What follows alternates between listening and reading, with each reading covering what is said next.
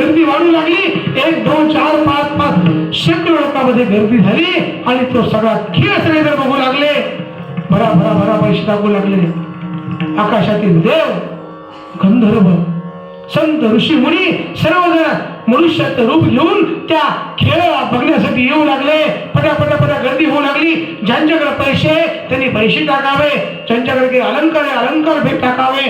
कारण ती चंद्रा सुंदर होती, ही जगदंबा होती. 100 पटीने तिचं सौंदर्य लोक बघू लागले आणि प्रफुल्लित होऊ लागले.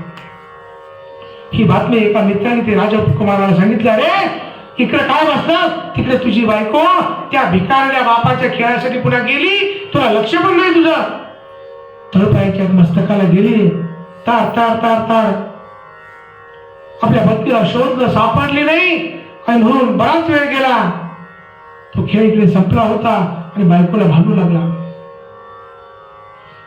चांडाळणी पापीनी, एवढ्या दारिद्र्यामधून तुला मी घेऊन आलो, एवढ्या सुखात ठेवलं आणि पुन्हा त्या भिकारल्या बाबाकडे गेली, लाज वाटत नाही तुला? तिने सगळं ऐकून घेतलं आणि मला वाटलं होतं तुम्ही एक दिवस मला असं बोलता. अहो या उंबऱ्याच्या पलीकडे मी पाय ठेवला नाही आणि तुम्ही म्हणता तू बाहेर कुठे गेली होतीस? तुमच्या मित्रावर तुमचा जास्त विश्वास आहे का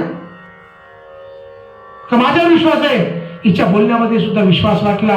मित्र पण जवळचा होता, पण पुन्हा तो दिवस तसाच गेला.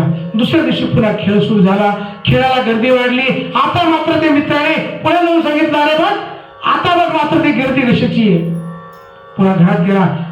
आपली बायको घरामध्ये आहे, तिचा हात धरला. मग ही गर्दी कशाची आहे, चला मी पण बघतोय.